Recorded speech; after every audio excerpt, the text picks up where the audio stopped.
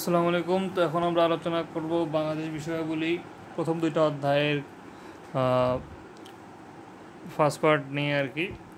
তো বাংলাদেশের ভূগোল আর হচ্ছে জনমিতিক বৈশিষ্ট্য, এই দুটো অধ্যায়ের আলোচনা করব আমরা। তো এখানে দেখতে পাচ্ছেন যে তিন প্রকার এরকম আপনার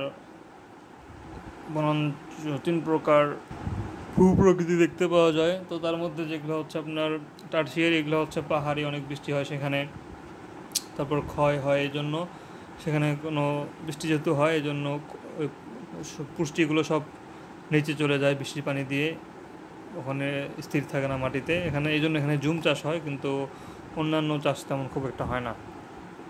আর যেটা প্লাস্টোসিন, সেটা হচ্ছে আপনার লোহিত মাটি থাকে এখানে, এখানে একটু লালচে কালার থাকে, পাথুরে এবং চুন থাকে এবং কিছুটা লোহা থাকে এবং অ্যালুমিনিয়াম অক্সাইড থাকে এখানে। এটা অম্ল হয়, চাষাবাদ কম হয়, আনারস কাঁঠাল এখানে হয়। আর যেটা আপনার পাললিক আছে সেখানে হচ্ছে আপনার বোরো, তারপর হচ্ছে আপনার কি আমন, তামাক, এগুলো ভালো হয়, যেটা আপনার ওই যে পলি মিশ্রিত মাটি যেগুলো প্লাবন সমভূমিতে। আর এখানে আছে জলভূমি মৃত্তিকা, এটা দ্বারা ওই যে আপনার স্রোতস যে জলভূমি আছে সুন্দরবনে সেটাকে বোঝাচ্ছে, সেখানে লবণ দ্বারা প্লাবিত হয়। আর কাদামাটি লবণাক্ত হয়, তার মাটিটা কাদামাটি যুক্ত হয়। ওকে, তারপর এখানে আছে কোষ মৃত্তিকা। কোষ মৃত্তিকা দ্বারা পার্বত্য অঞ্চলের যে কী বলছে ওটাকে, মানে অত্যধিক অম্লযুক্ত যে মাটিটা আছে সেটাকে বলা হয়। এখানে ফসফেট দিলে এটা ঠিক হয়ে যায় আর কি, এই কোষ মৃত্তিকা।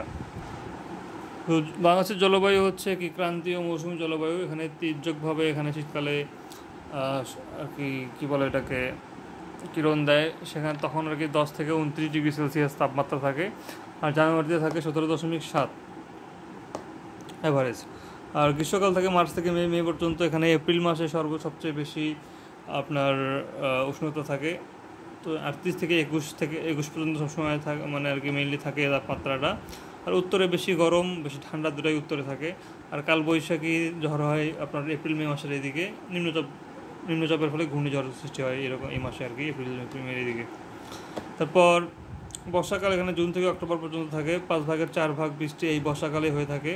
119 থেকে 340 সেন্টিমিটার বৃষ্টি হয় এই সময়টাতে।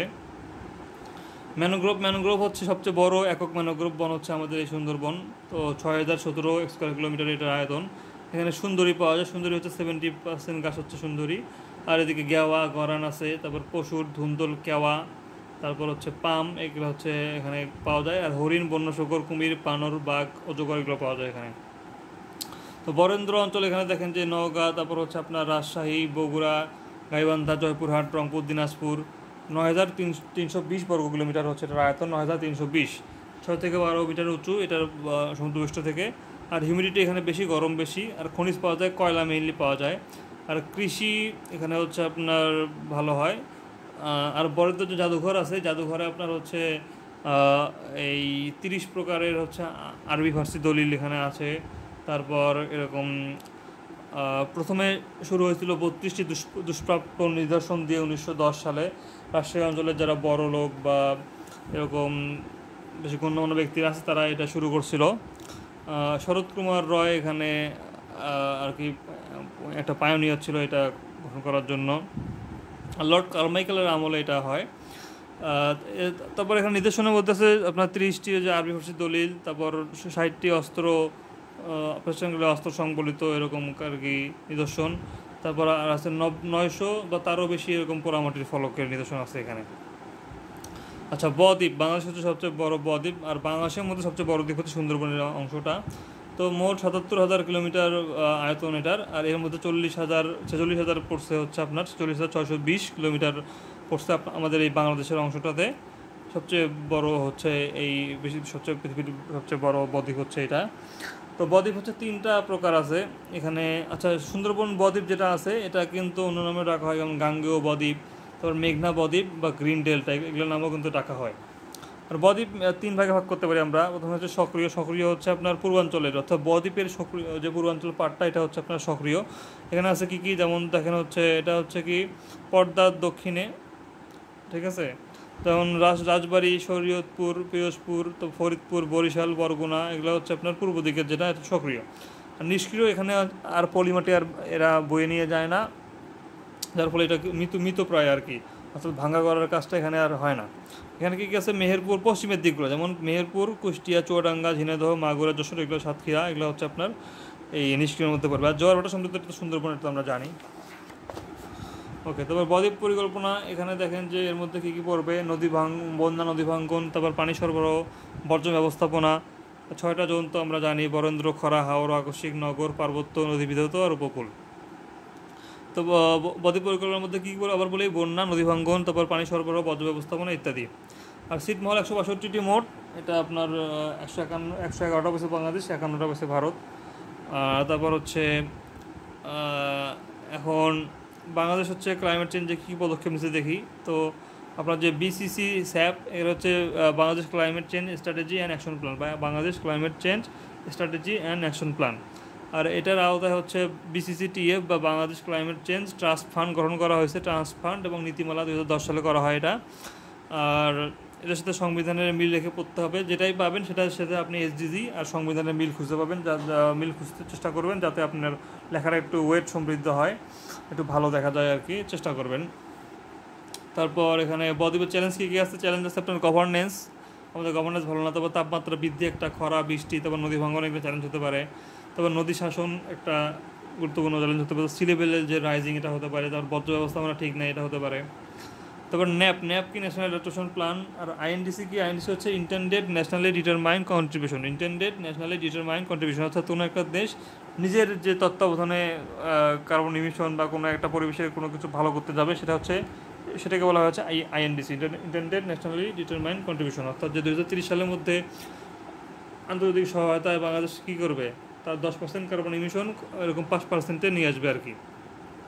তো এর মধ্যে 5% সে নিজের আর কি অভ্যন্তরীণ সহযোগিতা করবে, এটাই হচ্ছে আইএনডিসি।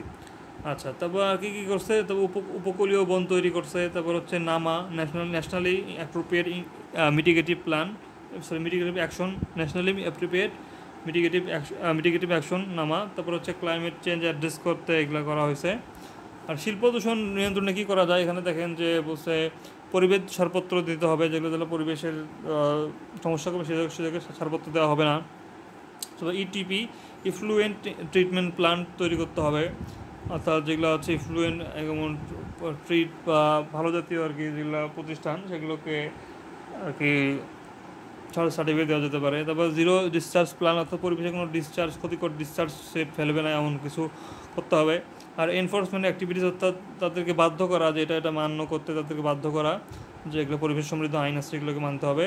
আর পলিথিন নিষিদ্ধ, আর হচ্ছে বর্জ্য ব্যবস্থাপনা, তো এগুলো করতে পারে। এটা কি আবার বলি, পরিবেশ ছাড়পত্র, ইটিপি, ইফ্লুয়েন্ট ট্রিটমেন্ট প্ল্যান, তারপর zero discharge plan, enforcement activities, polythene নিষিদ্ধ, বর্জ্য ব্যবস্থাপনা। তারপর জীববৈচিত্র্য সংরক্ষণের গুরুত্ব, পরিবেশের ভারসাম্য রক্ষা করবে, খাদ্য যোগান দেবে, তারপর প্রাকৃতিক দুর্যোগ থেকে রক্ষা করবে, তারপর হচ্ছে আপনার দিকে জীবনযাত্রা মান উন্নত করতে পারবে, অর্থনৈতিক গুরুত্ব আছে, এই জন্য জীববৈচিত্র্য সংরক্ষণ করা দরকার। National biodiversity strategy and action plan, এখানে সংকটাপন্ন এলাকা সংরক্ষণ করতে হবে। আপনার হচ্ছে ব্লু ইকোনমি সুবিধা নিতে হবে, তারপর সামাজিক দূষণ পরিবীক্ষণ করতে হবে, ওজোন স্তর খেয়াল রাখতে হবে। তো এগুলো ইনফরমেশনের জন্য আমরা হচ্ছে মিনিস্ট্রি অফ ফরেন অ্যাফেয়ার্স, তারপর হচ্ছে এটা কি আছে, তারপর হচ্ছে ব্লু ইকোনমি, এগুলো কিন্তু আমরা দেখতে পারি। তারপর দুর্যোগ ব্যবস্থাপনায় প্রযুক্তির ব্যবহার, এখানে আপনার ইন্টারেক্টিভ ভয়েস রেসপন্স, অর্থাৎ ধরেন জেলেরা যেখানে মাছ মারতেছে সেখানে হঠাৎ এরকম ঘূর্ণিঝড় আসতেছে, তখন তাদেরকে এরকম ইন্টারেক্টিভ একটা মেসেজ দিয়ে তাদেরকে জানানো হলো যে এই কিছুক্ষণ পরে সমস্যা হতে পারে, আপনারা চলে আসেন। তো এটাই হচ্ছে ইন্টারেক্টিভ ভয়েস রেসপন্স, এটা হচ্ছে দুর্যোগের আগে জেলেদের মেসেজ করার জন্য হতে পারে এরকম।